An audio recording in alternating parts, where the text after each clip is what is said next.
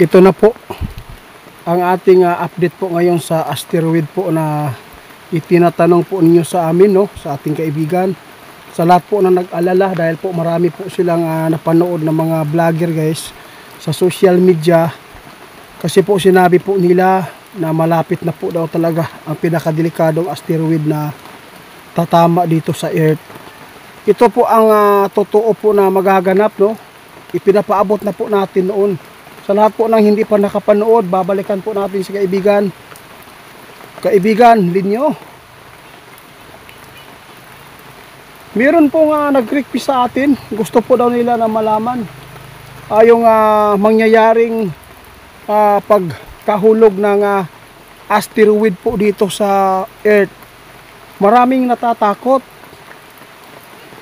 Kasi meron sila napapanood at saka sinasabi po nila na mangyayari po ngayong taong 2029. Oo nga, mayroon nagsabi po na 2024 ay magkakaroon po talaga ng asteroid na mahuhulog po dito sa mundo ng tao. Ngunit guys, hindi po nangyari, di ba?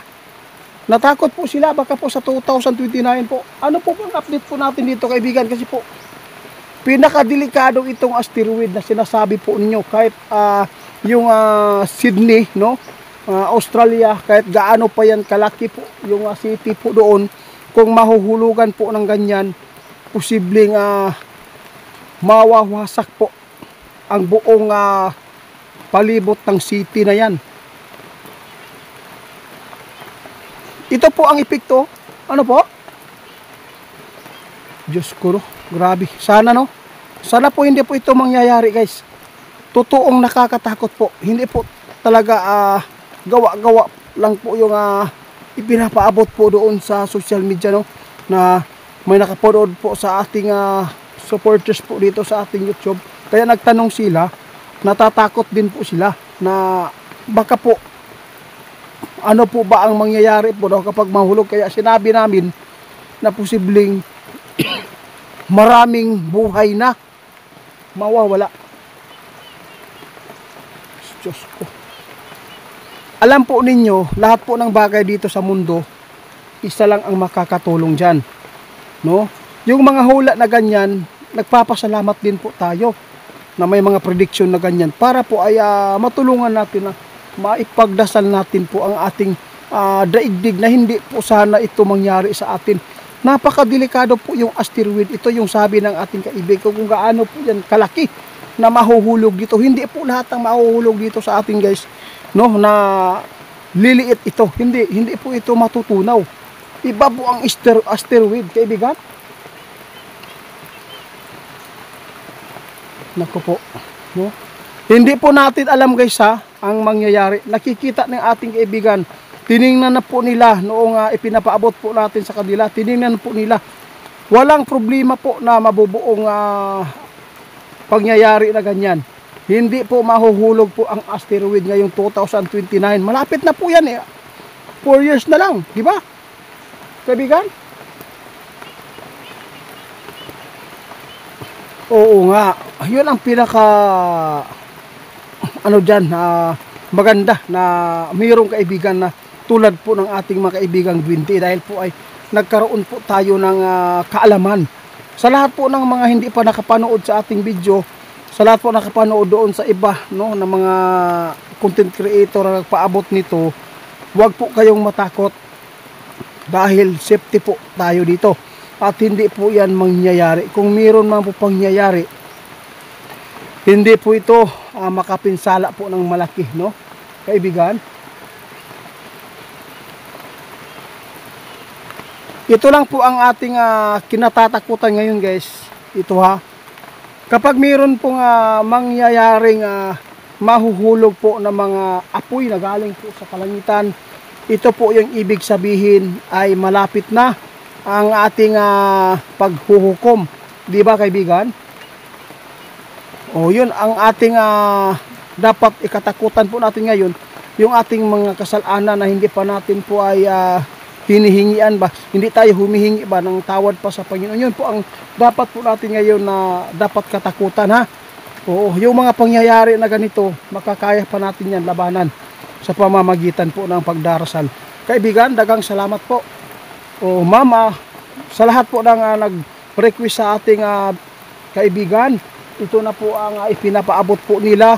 Lalo na po ngayon ay hindi po natin alam no kung kailan po talaga mangyayari po yung mga ipinapaabot po ng mga manghuhula, nag-prediction at saka doon sa Biblia ay nakasulat. Lahat na po siguro nangyari na or wala pa yung iba, di ba? Ang wala pa siguro dito guys, no, unti-unti na po nagpapakilala na mas marami ang dyablo kaysa mga taong sumusunod po ng mabuti. Di ba?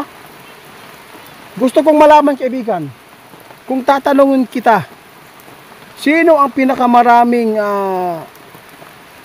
gumagawa ng mabuti at kasamaan? Kung kayo po ang aking tatanungin. Tama po. Sa totoo lang guys, hindi po nakalahati ang gumawa ng kabutihan. Mas dumadami ang gumagawa po ng kasamaan. Mas lalong sumasama ang ating mundo. Kaya dapat ang ating gawin, kung natakot man tayo na magkaroon po ng asteroid dito sa atin, no, na mababagsakan tayo. Ito po ang sinasabi ng ating kaibigan. Grabe, napakaganda ang ipinapaabot. Mas matakot tayo gumawa po ng mga kasalanan na anong tawag dito? Ikinasukok lang po ng Panginoon. Yun po ang ating katakutan daw guys. Huwag po tayong matakot sa mangyari. Dahil po kapag ikaw ay sumunod, kung ano man po ang mangyari sa buhay natin, at least po meron po daw tayong mapupuntahan na maayo daw, di ba? Yun po pala ang pinakahalaga dito sa mundo guys. Hindi pala tayo pwede matakot. Ngunit kaibigan, tao lang po kami, no? Mahalaga po ang buhay ng tao, kaya nagkaroon kami ng takot. Ngunit nadadaig kami sa mga tukso dito sa sanlibutan ito. Maraming salamat po sa inyong advice kaibigan. Kami po ay lubos nagpapasalamat sa inyo. Sa lahat po na makapanood dito, sabi ng ating kaibigan, huwag kayong umasa ng elemento. No? Sumunod kayo sa utos ng Panginoon. Salamat kaibigan. At least nalaman natin na yung update tungkol sa asteroid na sinasabi nila na mahuhulog na po dito sa ating daigdig. No? Huwag po kayong matakot. Ang katakutan po daw natin, yung patuloy na gumagawa po ng mga kasalanan na mabibigat. Hanggat buhay pa tayo, may pag-asa pa tayo na magkaroon ng kapatawaran